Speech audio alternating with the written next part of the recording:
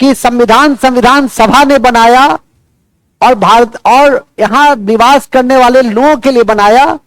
ऐसा नहीं कि यहां जो निवास करता है उसी को हमने सारी फैसिलिटी दी है, जो बाहर से भी लोग आते हैं उसको भी मैंने सारी फैसिलिटी दी है। ठीक है कि नहीं? जिसमें कई महत्वपूर्ण प्रावधान हैं। उन्हें हमने अवसर की समानता नहीं दिया है। उन्हें हमने कई तरह की स्वतंत्रता से बाधित किया है। आर्टिकल 19 से हमने बाधित किया है, 16 से बाधित किया है। अल्पसंख्यक के शिक्षा और संस्कृति के अधिकार में अनुच्छेद 30 नहीं दिया है, वो सिर्फ और सिर्फ नागरिकों को ही हमने दिया है। खैर अभी हम लोग मूल में आ जाइए, वो तो जब नागरिकता पढ़ाएंगे, मूल अधिकार पढ़ाएंगे तो वहां हम उन बिंदुओं की चर्चा करेंगे ही। अभी आपने यह देखा कि संविधान सभा के द्वारा संविधान का निर्माण किया गया और जिसका लाभ नागरिक और गैर नागरिक दोनों को प्राप्त होता है। इसी कड़ी में हमने यह भी बताया कि सबसे पहले रणनीति समझो कि कौन कौन सा चैप्टर हमें पढ़ना है। 2 खंड सबसे ज्यादा इंपॉर्टेंट है। 10 क्वेश्चन आएगा तो 7-8 क्वेश्चन का संबंध यहीं से है। एक, संविधान का विकास, प्रस्तावना, संघ राज्य क्षेत्र, नागरिकता, मूल अधिकार, नीति निर्देशक तत्व, मूल कर्तव्य, सोर्सेज ऑफ इंडियन कॉन्स्टिट्यूशन और शेड्यूल ऑफ कॉन्स्टिट्यूशन।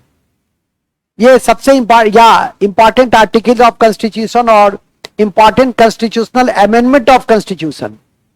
ये 3, 4, 5 भाग ऐसा है जहां से सबसे ज्यादा प्रश्न पूछने की संभावना होती है। और दूसरा भाग है संघ की विधायिका, कार्यपालिका और न्यायपालिका। ये दूसरा भाग है।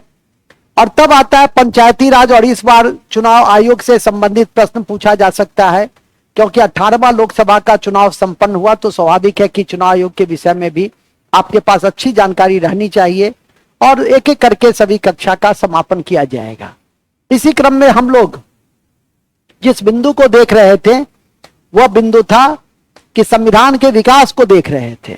और संविधान के विकास की कड़ी में आज आपका संविधान का विकास समाप्त हो जाएगा, जिससे कि आपका पिलर मजबूत हो जाएगा कि संविधान का विकास का जो प्रारंभिक अध्याय था 2 भागों में बटा हुआ था।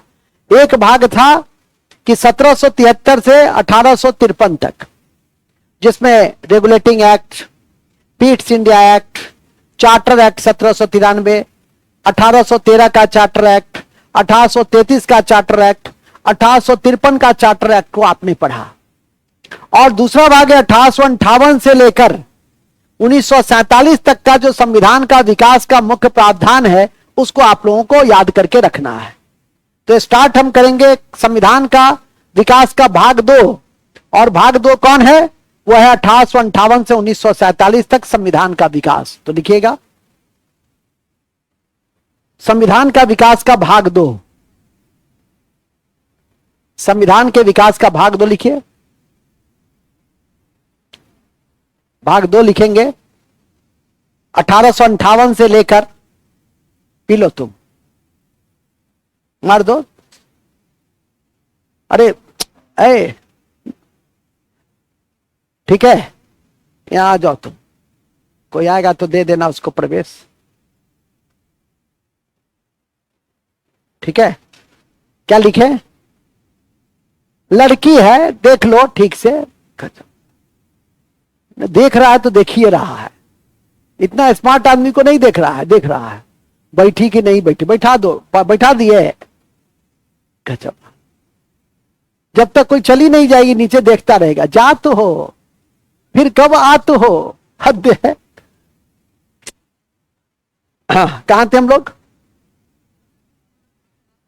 हम लोग थे संविधान के विकास में 1858 से 1947,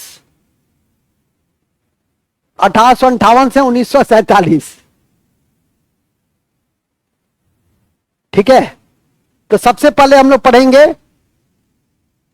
इसे, किसे?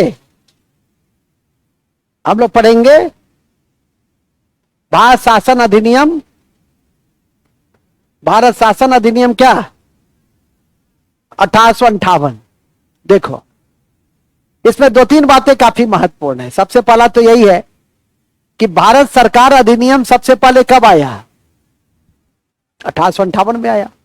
चार्टर एक्ट सबसे पहले कब आया था? 1793 में आया था। रेगुलेटिंग एक्ट कब आया? तो पहले तो कब आया, कौन सा एक्ट, उसको याद करके रखना। तो भारत सरकार, पहला भारत सरकार अधिनियम कब आया? 1858 में आया। इसका महत्वपूर्ण प्रोविजंस क्या है? इस प्रोविजंस के अनुसार, जो कि याद करवा दें कि 1857 में 1857 में सिपाही विद्रोह हुआ था, और सिपाही विद्रोह की कड़ी में, जिसको बीडी सावरकर ने प्रथम स्वतंत्रता संग्राम कहा था, और उसके लिए रिस्पॉन्सिबल तो किसी को ठहराया जाएगा, तो कंपनी को ही ठहराया गया। इसलिए ब्रिटिश सरकार ने कंपनी के शासन का क्या कर दिया? अंत कर दिया। और किस एक्ट से अंत किया? तो लिखेंगे पहला, कंपनी के शासन का अंत कर दिया गया। कंपनी, ईस्ट इंडिया कंपनी का मतलब यहां ईस्ट इंडिया कंपनी से, ईस्ट इंडिया कंपनी के शासन का अंत कर दिया गया।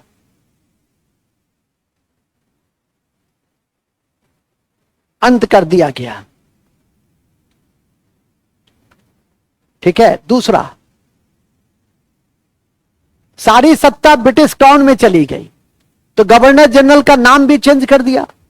गवर्नर जनरल का नाम बदल के कर दिया वायसराय। तो लिखेंगे सारी सत्ता ब्रिटिश महारानी में चली गई, सारी सत्ता ब्रिटिश महारानी में चली गई, सारी सत्ता ब्रिटिश महारानी। सही है डी, न एक सही है न दो सही है, दोनों सही है। वाह, वेरी गुड। शुरू करें? वाह, चलिए ठीक है, बैठ जाइए, बैठ जाइए, शर्म करो, हंसो मत, ठीक है। हंसने पे ऐसा लगता है कि तुम लोग को शर्म नहीं है। तकनीकी कारणों के जटिलता के आलोक में, तकनीकी जटिलता के उपरांत कक्षा की शुरुआत हो चुकी है।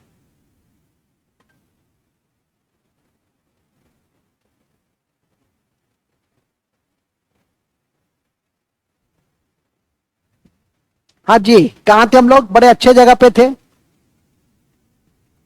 हम लोग थे।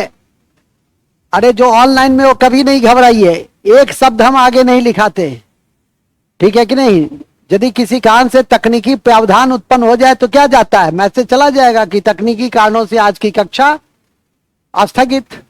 तो आपको इतनी बढ़ियता है, खामखा 10 मैसेज दे देते हैं कि सर लाइव नहीं दिख नहीं रहे हैं, सर आवाज नहीं आ रही। आवाज आएगी कैसे? ठीक है, तो इसलिए ध्यान रखिए, बेवजह मैसेज मत कीजिए।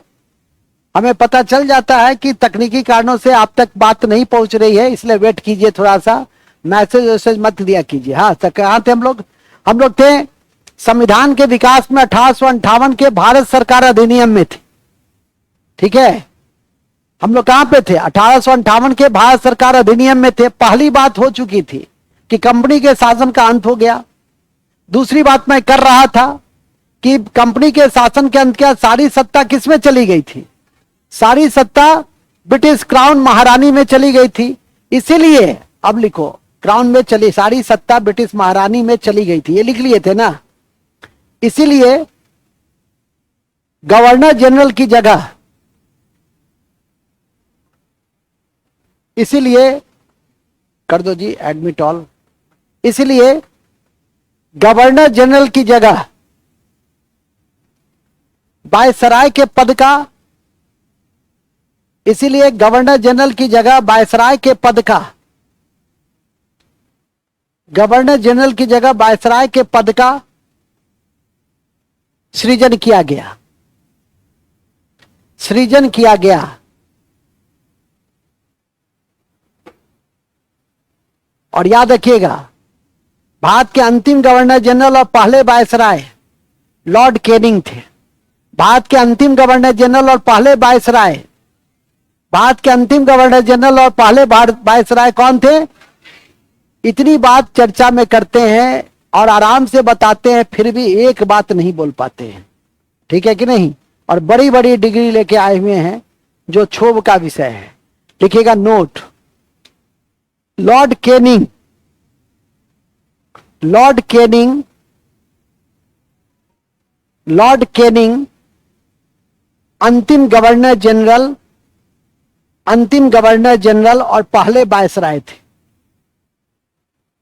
अंतिम गवर्नर जनरल और पहले वायसराय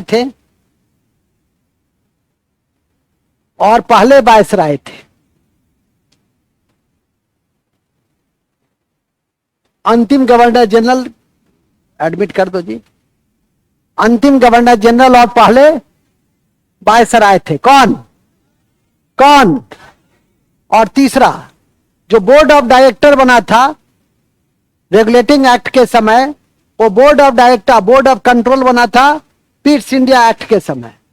सब समाप्त करके एक नया पद का सृजन किया गया और जो ब्रिटिश संसद के प्रति उत्तरदायी होगा उस पद का नाम था भारत सचिव। उस पद का क्या नाम था? तो लिखेंगे भारत सचिव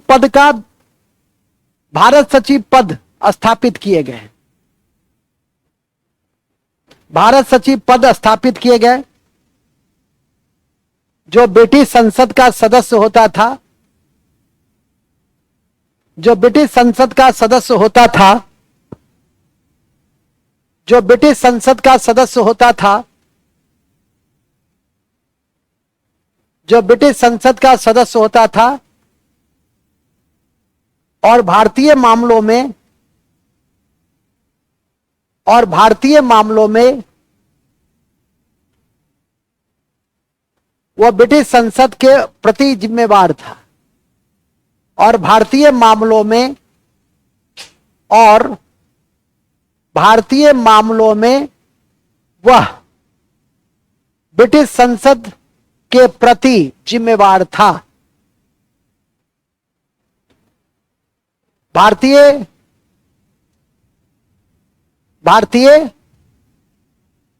मामलों में किसके प्रति जिम्मेवार था? ब्रिटिश संसद के प्रति जिम्मेवार था। किसके प्रति जिम्मेवार था? ब्रिटिश संसद के प्रति जिम्मेवार था। नोट, पहले भारत सचिव चार्ल्स वुड थे। नोट, भारत के पहले भारत सचिव कौन थे? चार्ल्स वुड थे। भारत के पहले भारत सचिव चार्ल्स वुड थे।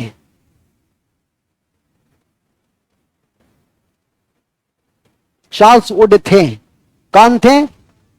कौन थे? चार्ल्स वुड थे। नेक्स्ट एक और लिखेंगे। भारत सचिव को सहायता देने के लिए भारत सचिव को सहायता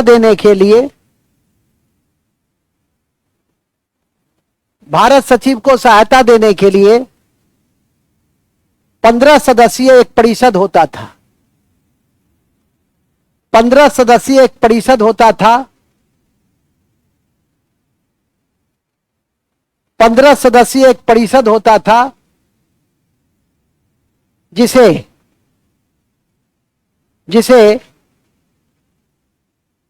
भारत परिषद कहते थे, इंडिया काउंसिल कहते थे। भारत सचिव को सहायता देने के लिए एक भारत परिषद होता था जिसे इंडियन काउंसिल कहते थे। इंडियन काउंसिल कहते थे और उसके सारे खर्चे भारतीय राजस्व से ही दिए जाते थे। और उसके सारे खर्चे भारतीय राजस्व से ही दिए जाते थे। और उसके सारे खर्चे भारतीय राजस्व से ही दिए जाते थे। उसके सारे खर्चे भारतीय राजस्व से ही दिए जाते थे। उसके सारे खर्चे भारतीय राजस्व से ही दिए जाते थे। ठीक है, बस ये जितनी घोषणा है वो महारानी के द्वारा की गई, इसलिए इतिहास में इसे महारानी की घोषणा कहते हैं, क्वीन प्रोक्लेमेशन। और यह घोषणा कहां हुई? इलाहाबाद में ही हुई। किसने किया? कैनिंग ने किया, जो भारत के पहले वायसराय थे। इतिहास में इस तथ्य को भी याद रखने का प्रयास कीजिए। लिखिए, अति महत्वपूर्ण है कि उपयुक्त सभी घोषणा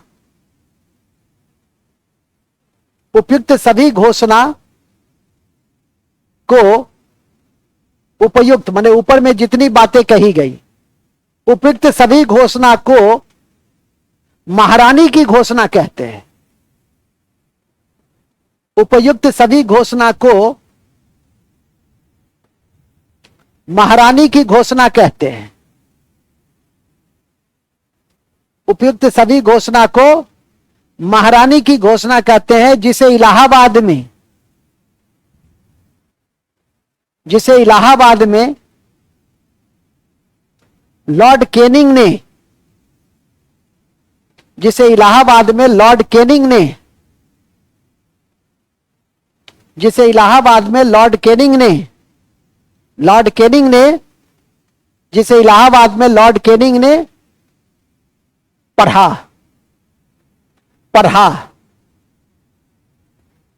लॉर्ड कैनिंग ने पढ़ा। क्या पढ़ा? इस घोषणा को पढ़ा। 1858 का पहला भारत शासन अधिनियम या भारत सरकार अधिनियम समाप्त हुआ। किसी भी स्थिति में 3-4 जो महत्वपूर्ण बिंदु हैं, कंपनी के शासन का अंत, वायसराय के पद की उत्पत्ति, भारत सचिव के पद की उत्पत्ति, इंडियन काउंसिल 15 मेंबर्स, जो ये भारत सचिव ब्रिटेन संसद का सदस्य होता था और ब्रिटेन संसद के प्रति ही जवाबदेह होते थे। इतनी सारी बातों को कंठाग्र करके रखिए।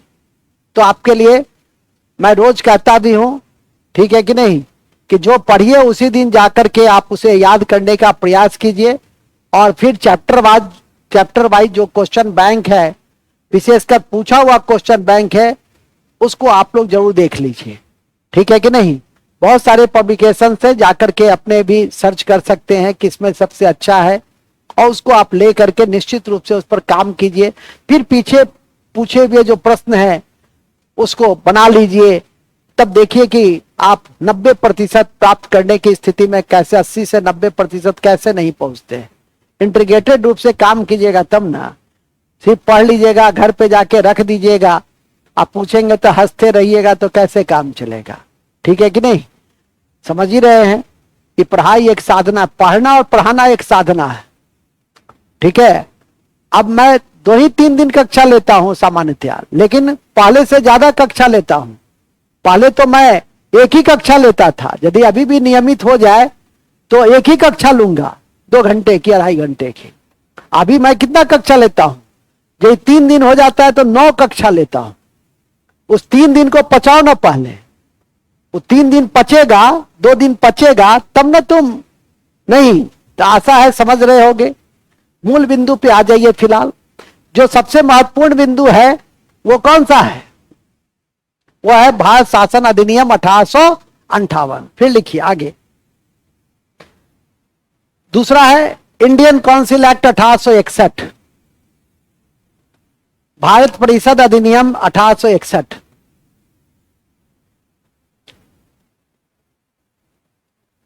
क्या है? ये भारत परिषद अधिनियम है। एक ही बात याद करके रखना है। एक ही बात क्या याद करके रखना है? कल 18वीं लोकसभा चुनाव के बाद राष्ट्रपति ने भारतीय प्रधानमंत्री नरेंद्र दामोदर दास मोदी को शपथ लेने के लिए बुलाया है और साथ ही कहा है कि आपके सलाह पर हम मंत्रिपरिषद का भी गठन करेंगे, मंत्रियों की नियुक्ति करेंगे। आपको मैं नियुक्त करता हूं, आप शपथ लेने कल पहुंचिए अपने तामझाम के साथ। कल 7:15 बजे के करीब में शपथ ग्रहण समारोह भी है।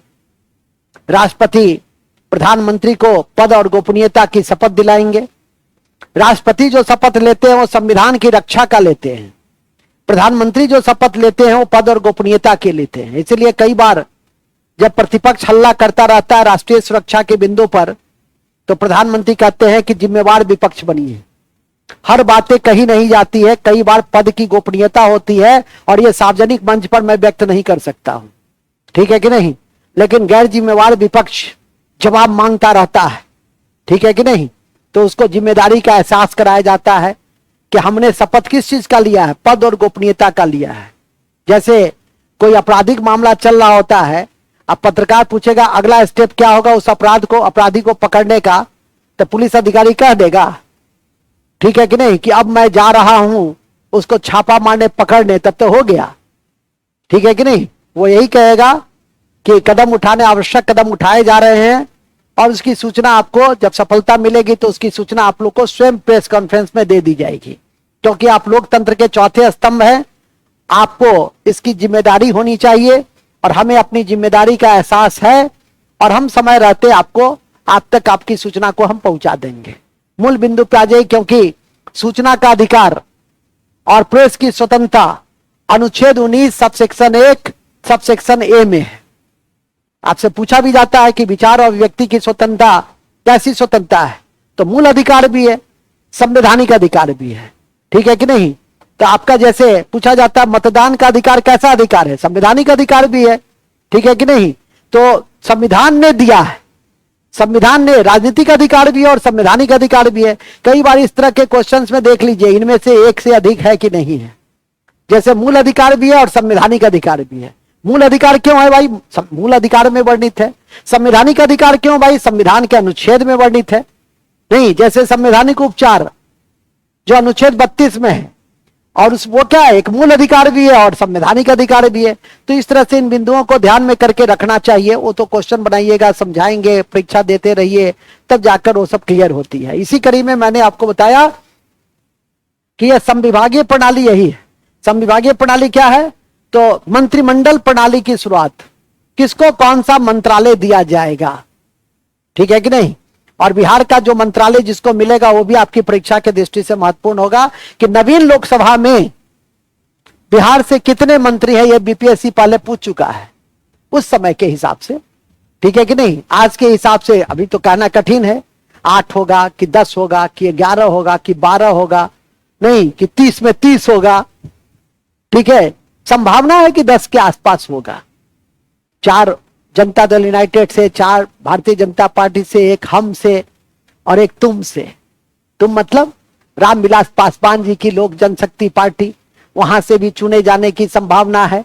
मूल बिंदु पे आ जाइए, अभी लिखो नहीं कि 10 होगा, महाबुर्बक है, ठीक है कि नहीं। वो तो अभी तक तैर रहा है, जो उसके आधार पे मैंने कहा कल देखिएगा लिस्ट और उसके बाद याद रखिएगा। तो मंत्रिमंडल प्रणाली की शुरुआत 1861 के भारत परिषद अधिनियम से हुई। नेक्स्ट 1892 का इंडियन काउंसिल एक्ट। अब लिखो भारत परिषद अधिनियम 1892।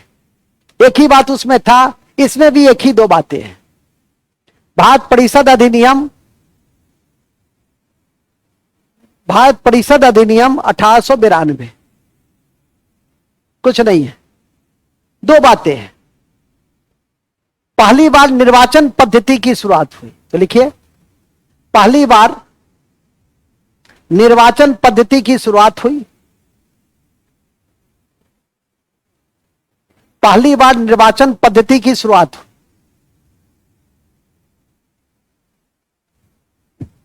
पहली बार निर्वाचन पद्धति की शुरुआत हुई। और दूसरा, बजट पर भारतीयों को बहस करने का अधिकार दिया गया। बजट पर भारतीयों को बहस करने का अधिकार दिया गया। बजट पर भारतीयों को बहस करने का अधिकार दिया गया। बजट पे भारतीयों को बहस करने का अधिकार दिया गया। किस एक्ट में? 1892 के भारत परिषद अधिनियम में। लेकिन जब भारत परिषद अधिनियम की चर्चा होती है तो सबसे इंपॉर्टेंट भारत परिषद अधिनियम 1909 है, क्योंकि मुसलमानों को पृथक निर्वाचन क्षेत्र जिस एक्ट में दिया गया वो क्वेश्चन रिपीट रहता है बराबर। देखिएगा कि कमीशन हो कि नन कमीशन हो, हमेशा पूछता है कि मुसलमानों को पृथक निर्वाचन क्षेत्र किस एक्ट में दिए गए। 1909 के भारत परिषद अधिनियम में, जिसको मार्ले मिंटो सुधार कहते हैं, जिसे मार्ले मिंटो, तो लिखिए 1909 का भारत परिषद अधिनियम, भारत परिषद अधिनियम 1909, भारत परिषद अधिनियम 1909, या ऑब्लिक कर दीजिए, ऑब्लिक मार्ले मिंटो सुधार, मार्ले मिंटो सुधार। और याद रखिएगा मार्ले मिंटो सुधार, और याद रखिएगा मार्ले इसमें भारत सचिव थे, मिंटो क्या थे? वायसराय थे। इसीलिए इसको हम कहें मार्ले मिंटो सुधार। इसलिए इसको क्या कहें? मार्ले मिंटो सुधार कहें, इसके ध्यान रखें। उसी तरह से 1919 के एक्ट को मॉन्टेस्क्यू चेम्सफोर्ड सुधार कहें। फिलहाल अभी हम लोग 1909 के एक्ट में है, मार्ले मिंटो सुधार में है। और उसका सबसे महत्वपूर्ण प्रोविजंस था कि मुसलमानों को पृथक निर्वाचन क्षेत्र दिए गए, और वहीं से हमने पाकिस्तान का बीजारोपण कर दिया।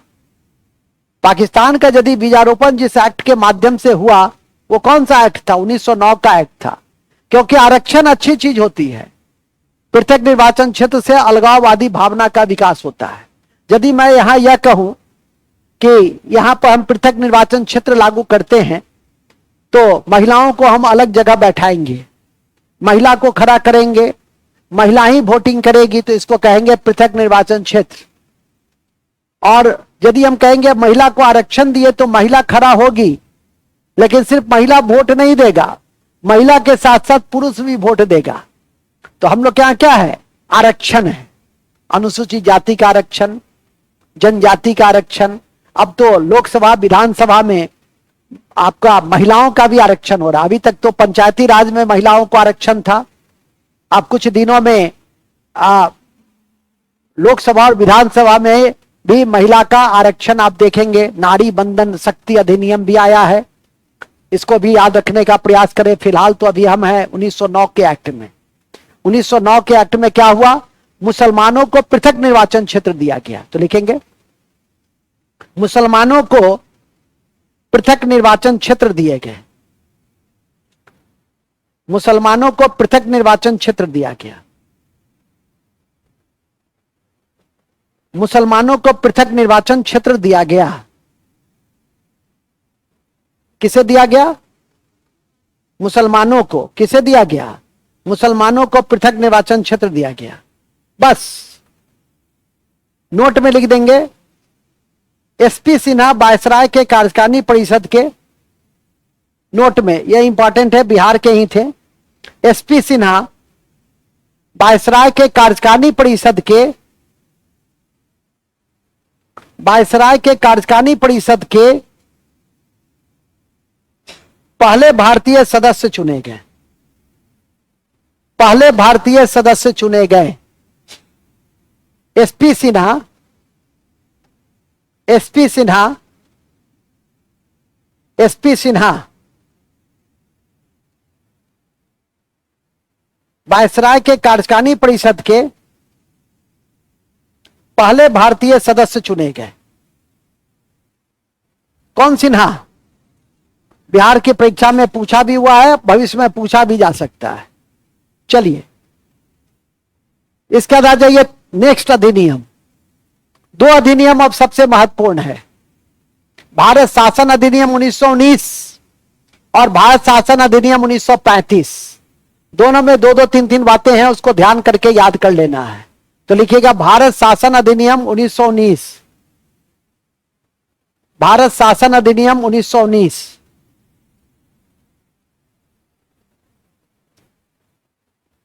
या मॉन्टेस्क्यू चेम्सफोर्ड सुधार, या उसको क्या कहते हैं? उसको मॉन्टेस्क्यू चेम्सफोर्ड सुधार कहते हैं। मॉन्टेस्क्यू चेम्सफोर्ड सुधार कहते हैं। मॉन्टेस्क्यू चेम्सफोर्ड सुधार के नाम से जाना जाता है। मॉन्टेस्क्यू चेम्सफोर्ड सुधार के नाम से जाना जाता है। किसको? भारत शासन अधिनियम 1926 को, सॉरी 1919 को। अब सुनिए क्या क्या हुआ इसमें। पहली बार प्रांत में दोहरी शासन की व्यवस्था पड़ी। तो लिखेंगे पहली बार, पहला महत्वपूर्ण प्रोविजंस क्या रखे गए? प्रांतों में दोहरी शासन व्यवस्था। प्रांतों में दोहरी शासन व्यवस्था जिसकी अवधारणा कर्टियस ने दिया। प्रांतों में दोहरी शासन व्यवस्था जिसकी अवधारणा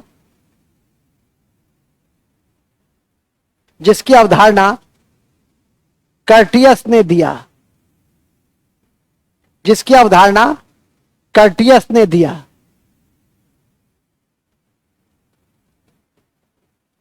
जिसकी अवधारणा किसने दिया?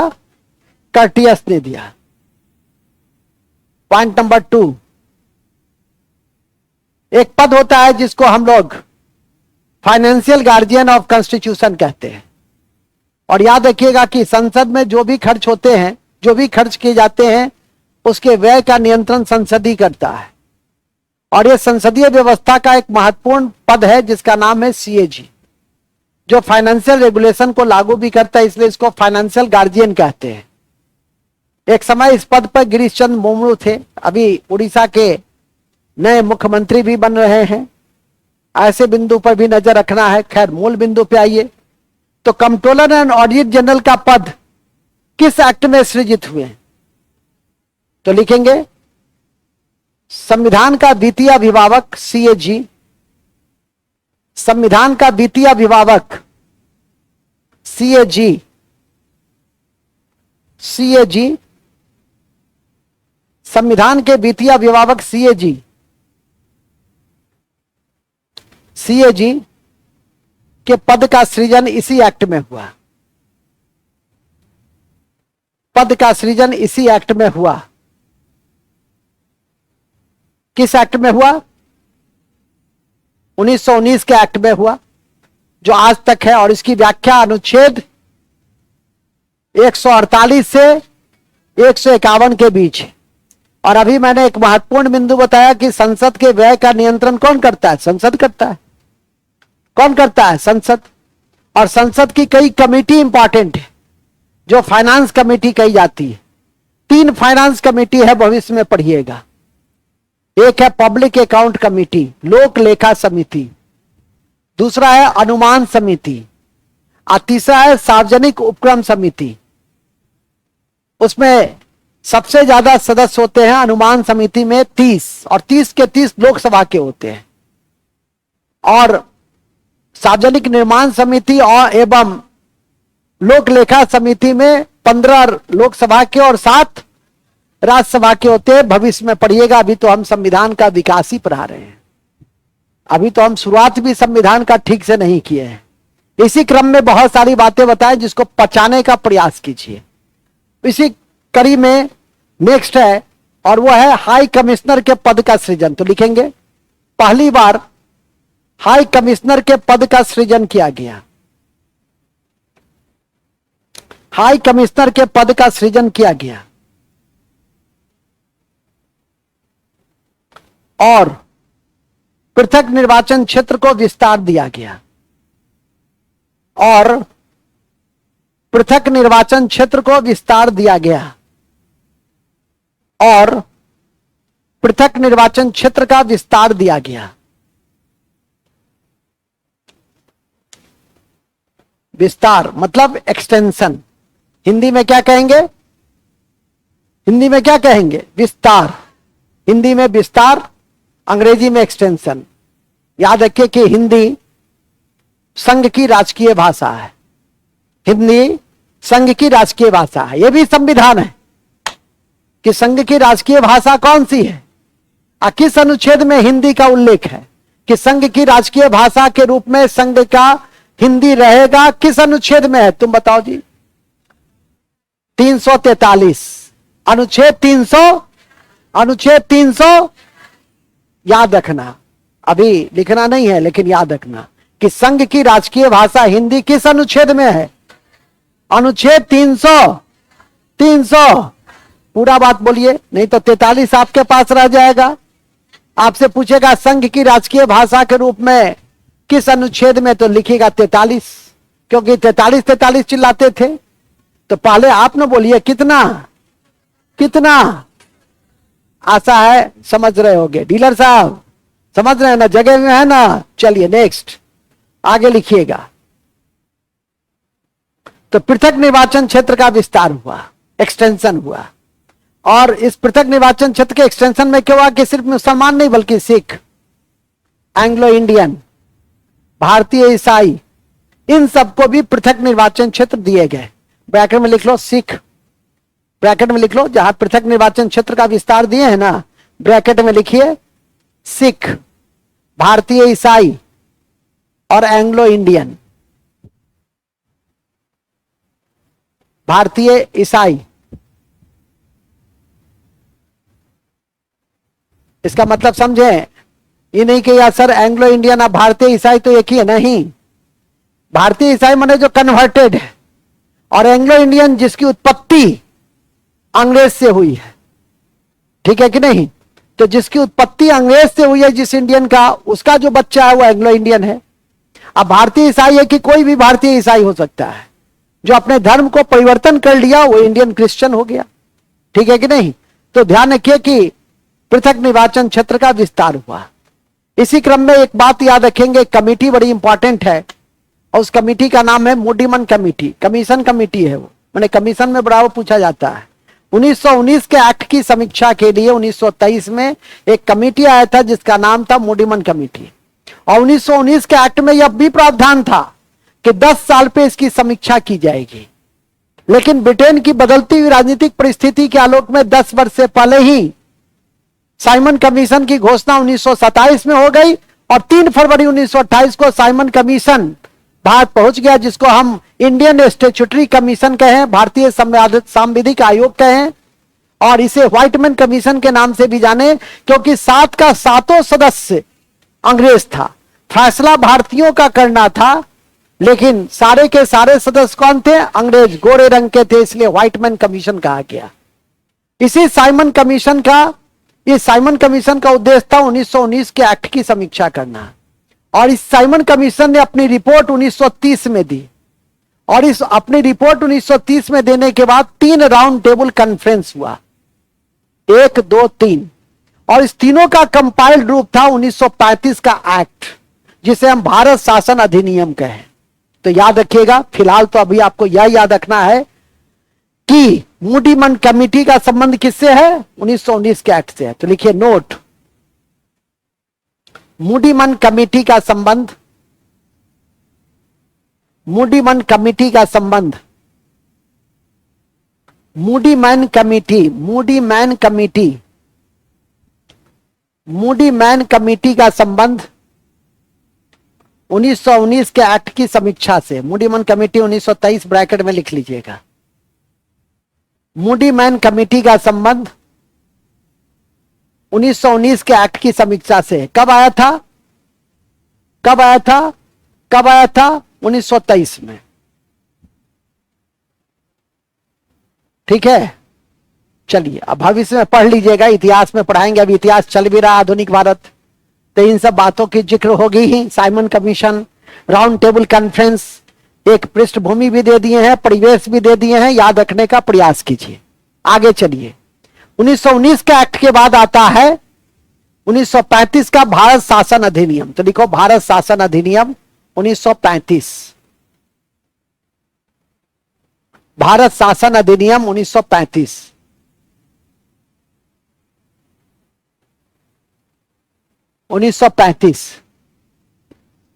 ये भारत शासन अधिनियम 1935 क्या था?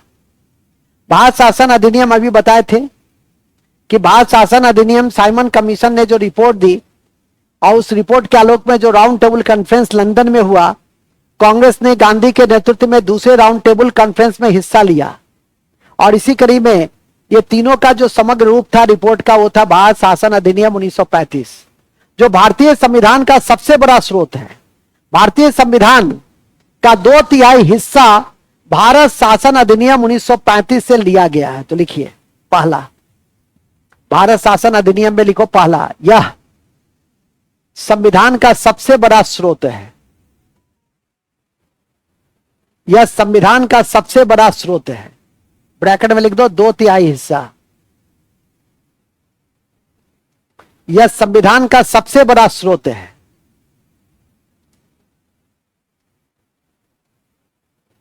यह संविधान का सबसे बड़ा स्रोत है, सबसे बड़ा स्रोत है। कितना? तो 2/3 हिस्सा। कितना? 2/3 हिस्सा है। दूसरा है, सबसे इंपॉर्टेंट प्रोविजंस था इसका, प्रांत को स्वायत्तता दे दिया गया। जिस प्रांत में दोहरी शासन की नींव रखी गई और जिसकी अवधारणा कर्टियस ने दिया, उस प्रांत को क्या कर दिए? स्वतंत्र कर दिए। चुनाव हुआ 1937 में, भारतीयों का हिस्सेदारी मिली, और जिसकी सबसे बड़ी उपलब्धि थी मनोवैज्ञानिक। कोई राइट मिला या न मिला, लेकिन भारतीयों को लगा कि मेरे शासन की शुरुआत हो चुकी है, तो लिखिए सबसे बड़ी विशेषता थी सबसे बड़ी विशेषता थी प्रांत को स्वायत्तता मिली, प्रांतीय स्वायत्तता, प्रांतीय स्वायत्तता जिसे 1937 में लागू किया गया, ब्रैकेट में लिख दीजिए जिसे 1937 में लागू किया गया। सबसे इंपॉर्टेंट प्रोविजंस था, प्रांतीय स्वायत्तता मिली, सबसे महत्वपूर्ण विशेषता, यह विशेषता सबसे महत्वपूर्ण थी, प्रांत को स्वायत्तता मिली, प्रांत को स्वायत्तता मिली। और जिसे कब लागू किया गया? 1937 में लागू किया गया। और दूसरा, अखिल भारतीय संघ के निर्माण पे बल जो लागू न हो सका। देखो दूसरा, अखिल भारतीय संघ के निर्माण पे बल, अखिल भारतीय संघ के निर्माण पे बल जो लागू न हो सका, पर बल जो लागू न हो सका, जो लागू न हो सका, जो लागू न हो सका, जो लागू न हो सका, ठीक है, जो लागू न हो सका। नेक्स्ट, तीसरा, तीसरा लिख देंगे, संघीय न्यायालय और आरबीआई की स्थापना, संघीय न्यायालय और आरबीआई की स्थापना, संघीय न्यायालय और आरबीआई की स्थापना,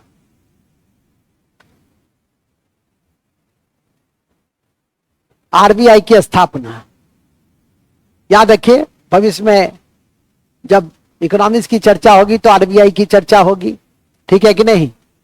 और इसी क्रम में आपको यह याद रखना है कि जैसा कि मैंने अभी आपको बताया कि संघीय न्यायालय 1937 से लागू किया गया, जो कालांतर में सर्वोच्च न्यायालय के रूप में फिर सामने आया। 1950 के बाद हम उसको सर्वोच्च न्यायालय कहें। याद रखें कि संघीय व्यवस्था हमने कनाडा से ग्रहण किया है। भविष्य में इन सब चीजों का जब सोर्सेज ऑफ कॉन्स्टिट्यूशन पढ़ेंगे अगली कक्षा में, तो इन सब बातों का उल्लेख होगा। यह आपकी जानकारी में, यह भी इतिहास पढ़ ही रहे हैं, डलहौजी के समय में निचली बर्मा और डफरिन के समय में ऊपरी बर्मा को हमने अधिग्रहित कर लिया। बर्मा भारत का हिस्सा था, जिसको हम म्यांमार कहते हैं आज की तारीख में। 1935 के एक्ट में म्यांमार को भारत से अलग कर दिया गया और उसे भी 1937 में लागू किए। तो लिखेंगे, म्यांमार को भारत से अलग कर दिया गया, म्यांमार को भारत से अलग कर दिया गया।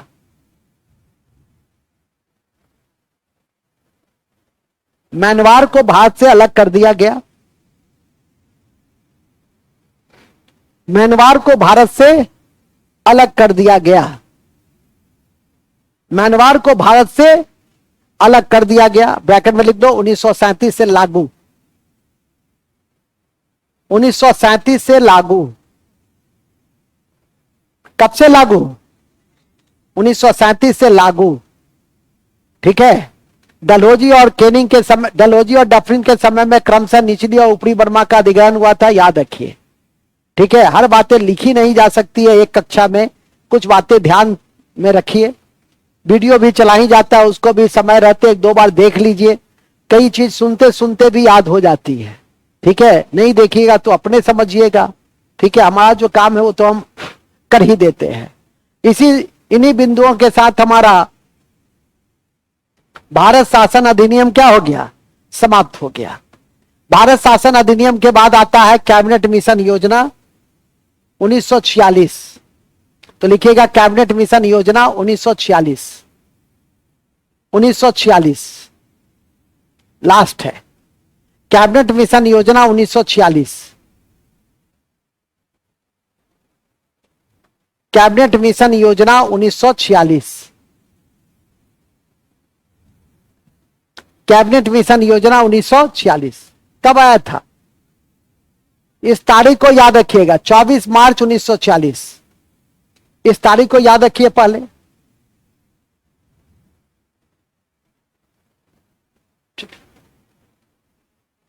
दो मुख्य उद्देश्य था, एक था संविधान सभा का गठन, एक क्या उद्देश्य था? तो लिखेंगे इसके दो मुख्य उद्देश्य थे, इसके दो मुख्य उद्देश्य थे। इसके दो मुख्य उद्देश्य थे। इसके दो मुख्य उद्देश्य थे। पहला पहला पहला था संविधान सभा का गठन। संविधान सभा का गठन अगली कक्षा में संविधान सभा जब पढ़ेंगे तो बताएंगे कि सबसे पहले भारत में संविधान सभा की मांग किसने की थी? तिलक ने किया था। स्वराज्य विधेयक 1895, संविधान सभा की मांग करने वाले पहले भारतीय राष्ट्रीय नेता थे तिलक। ठीक है, याद रखेंगे, बाल गंगाधर तिलक, जिनकी दो पत्रिका बहुत इंपॉर्टेंट है, एक है मराठा और दूसरा है केसरी। मराठा अंग्रेजी में था, केसरी मराठा में था। मराठा चेतना राष्ट्रवाद के विकास के लिए उसने दो महोत्सव जारी किया, शुरू किया। एक था शिवाजी महोत्सव और दूसरा था गणपति महोत्सव, गणेश महोत्सव। तो ध्यान रखेंगे, दोनों को शुरुआत करने का श्रेय तिलक को ही महाराष्ट्र में जाता है। अभी हम इतिहास में नहीं बल्कि संविधान में है और पहले उद्देश्य को देख रहे हैं, संविधान सभा के गठन को देख रहे हैं। और दूसरा था अंतरिम सरकार का गठन। तो लिखेंगे दूसरा था अंतरिम सरकार का गठन। दूसरा था अंतरिम सरकार का गठन। अंतरिम सरकार का गठन। कौन सरकार का गठन? अंतरिम सरकार का गठन। कौन सरकार का गठन? अंतरिम सरकार का गठन। और याद रखिए, इसी कैबिनेट मिशन में आपको ध्यान रखना है कि पाकिस्तान की मांग को ठुकरा दिया गया।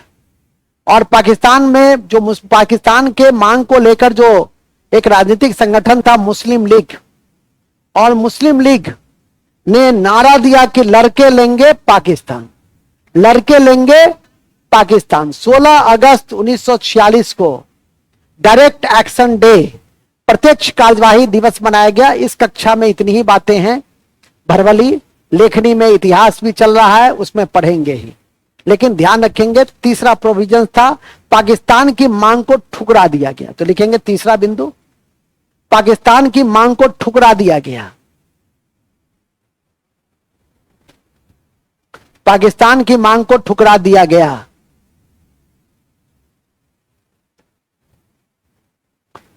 ठीक है, पाकिस्तान की मांग को, तो पाकिस्तान की मांग को लेकर कौन सा राजनीतिक संगठन आंदोलन चला रहा था? मुस्लिम लीग। जिन्ना, नाम से ही लगता है जिन्ना, ठीक है कि नहीं? और जिन्ना ने जो नारा दिया वो था लड़के लेंगे पाकिस्तान, और जो दिवस मनवाया वो था प्रत्यक्ष कार्यवाही दिवस। कितने तारीख को? 16 अगस्त 16 अगस्त 16 अगस्त 16 अगस्त 16 अगस्त 1946 1946 1946, याद रखिएगा। नेक्स्ट, इसको अभी लिखना नहीं है, इतिहास में साथ चल रहा है तो पढ़िएगा ही। ठीक है, सुनिए, सुनते सुनते याद कीजिए, सब चीज लिखना जरूरी है। अब ये खत्म हो गया। यह भी याद रखिएगा कि कैबिनेट मिशन में ब्रिटिश संसद के, ब्रिटिश कैबिनेट के 3 सदस्य थे, लॉरेंस, क्रिप्स और अलेक्जेंडर। अभी किसी से मैंने पूछा भी था, याद रखिएगा। यह भी बात इतिहास में पढ़ने में, इतिहास के पन्नों में पढ़ेंगे। और इस तीनों का नाम काफी महत्वपूर्ण है, लॉरेंस, क्रिप्स और अलेक्जेंडर। अब हम लोग आते हैं कैबिनेट मिशन योजना में जो संवैधानिक प्रावधान है वो एक ही है, 2 है। एक है संविधान सभा का गठन और दूसरा है अंतरिम सरकार का गठन। अब ये जो कैबिनेट मिशन ने संविधान सभा दिया, संविधान सभा बना, इसी कड़ी में माउंटबेटन योजना लाया गया, भारत का विभाजन किया गया। उस माउंटबेटन योजना को कानूनी स्वरूप देने के लिए भारत स्वतंत्रता अधिनियम 1947 लाया गया। 4 जुलाई 1947 को भारत स्वतंत्रता अधिनियम के तहत माउंटबेटन योजना को ब्रिटेन के संसद में प्रस्तुत किया गया और जिसे 18 जुलाई 1947 को स्वीकार किया गया और भारत और पाकिस्तान 2 नए देश बने। इसी कड़ी में 14 अगस्त को पाकिस्तान और 15 अगस्त को भारत 1947 में आजाद हुआ। जय हिंद। अब लिख लो, लास्ट लिखेंगे भारत स्वतंत्रता अधिनियम 1947, भारत स्वतंत्रता अधिनियम 1947।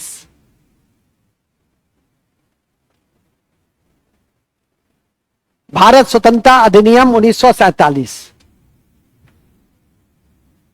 भारत स्वतंत्रता अधिनियम 1947 लिखेंगे। अति महत्वपूर्ण है कि पॉइंट करके उसमें भारत स्वतंत्रता अधिनियम 1947 में क्या हुआ, तो देखिए अति महत्वपूर्ण है कि माउंटबेटन योजना को कानूनी रूप देने के लिए कानूनी रूप देने के लिए कानूनी रूप देने के लिए कानूनी रूप देने के लिए 4 जुलाई 1947 को 4 जुलाई 1947 को 4 जुलाई 1947 को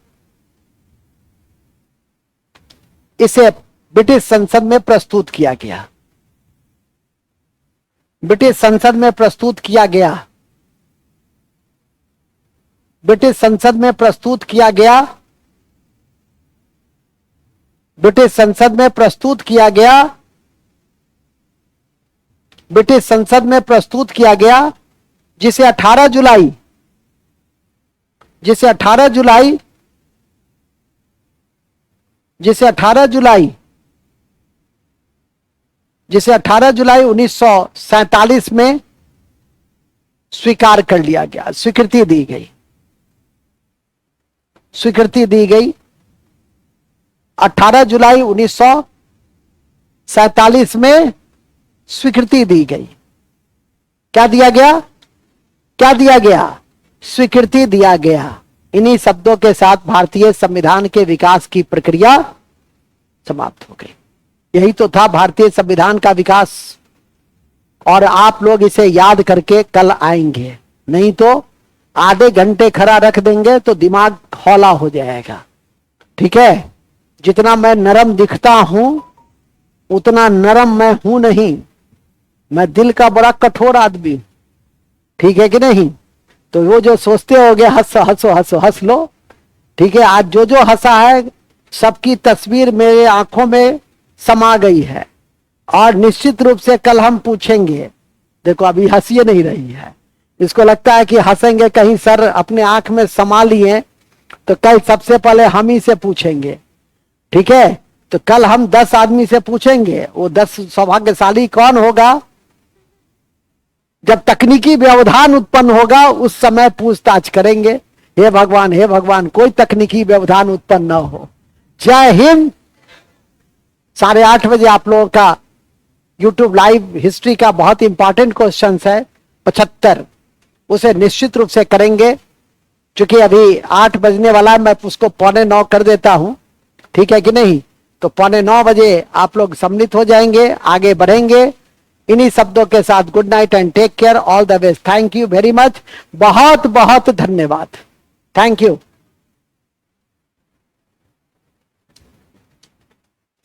उसको रिकॉर्डिंग हटा दिए, रिकॉर्डिंग नहीं आता हटाने। नीरज जी, कमलेश जी, कमलेश कमलेश, अरे तुम तो पढ़